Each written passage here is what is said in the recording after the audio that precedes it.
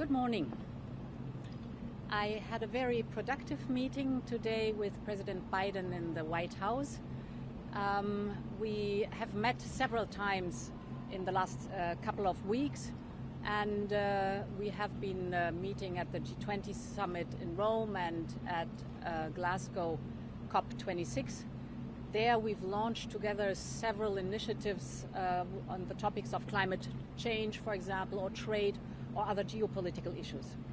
Therefore, today we were focusing mainly on questions of pressing international topics. First of all, of course, we've been discussing the pandemic, and that despite the progress in vaccination in the United States and the European Union, we have to be very vigilant that this does not turn into a pandemic of the unvaccinated. And we have to do our utmost that the vaccination rates are increasing. We are also aware and determined to make sure that we keep our goal in mind that we want to vaccinate 70% of the global population by next year, so there's still a lot of effort to do. We were then focusing on the situation on the EU-Belarus border. This is not a bilateral issue of Poland, Latvia, Lithuania and Belarus. This is a challenge to the whole of the European Union. And this is not a migration crisis. This is the attempt of an authoritarian regime to try to destabilize its democratic neighbors. This will not succeed. We know the patterns. We're used to that by seeing how there was the attempt to influence our democratic elections. We see the cyber attacks, we see the misinformation. Now we have this hybrid attack by instrumentalizing migrants at the EU-Belarus border. And we have to protect our democracies from this kind of cynical geopolitical power play. This is what I discussed with President Biden at the White House meeting.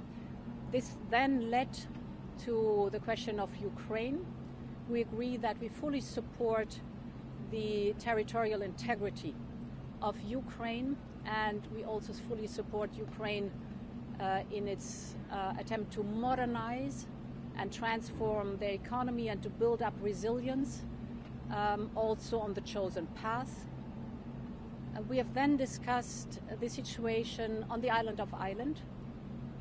It is very important that the agreement found in the protocol and the withdrawal agreement are in place because they are the possibility to keep peace and stability on the island of Ireland.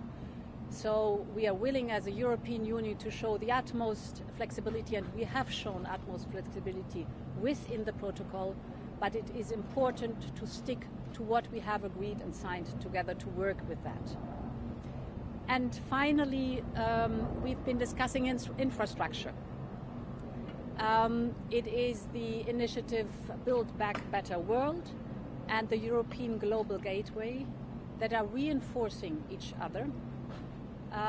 We know that we build on the same principles, and now we are looking into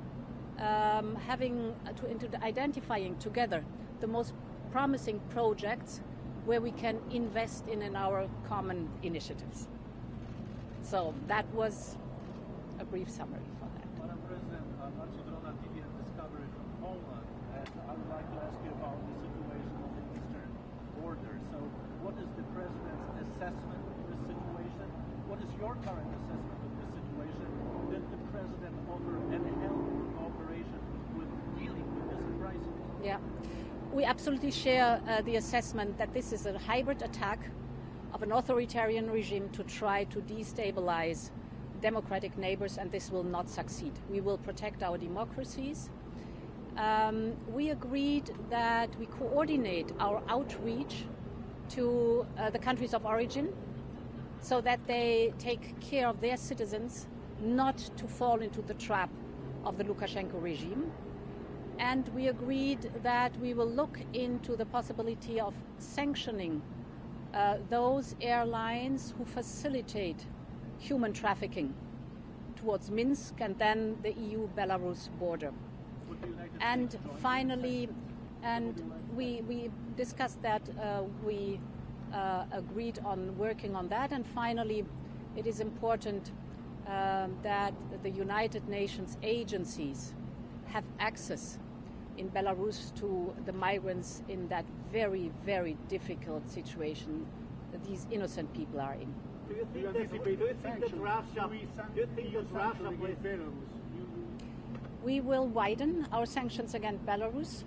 So very rapidly at the beginning of next week, there will be a widening of the sanctions against Belarus. As far as I'm informed, the United States have prepared sanctions that will be in effect at the beginning of December. And these, the European sanctions will not only be against personalities, but also against entities. So it is important that the Lukashenko regime understands that their behavior comes with a price. Do you think that Russia plays a role in the migration crisis on the EU border? Ich kann Sie gerade nicht verstehen, nochmal. Polen drängt ja dazu, dass die EU einen Bau der Mauer finanziert an der Grenze zu Polen. Und vor 2 Wochen meinten Sie ja nach der EU-Gipfel, dass das vielleicht keine gute Idee sei und hat sich vielleicht in der Zwischenzeit Ihre Haltung dazu geändert? Wir arbeiten sehr eng mit Litauen, Lettland und Polen zusammen. Zunächst einmal ist es sehr, sehr wichtig, dass wir gemeinsam die Sanktionen gegen Belarus auf den Weg bringen. Es ist wichtig, dass wir mit den Ursprungsherkunftsländern der Migranten sprechen, dass wir daran arbeiten, Sanktionen auf diejenigen Fluggesellschaften zu legen, die bei diesen Schmuggelaktivitäten in Richtung EU-Belarus-Grenze einbezogen sind. Und wir unterstützen in vielfältiger Form, insbesondere Litauen, Lettland und Polen, zum Beispiel durch Frontex, zum Beispiel durch elektronische Überwachung der Grenzanlagen.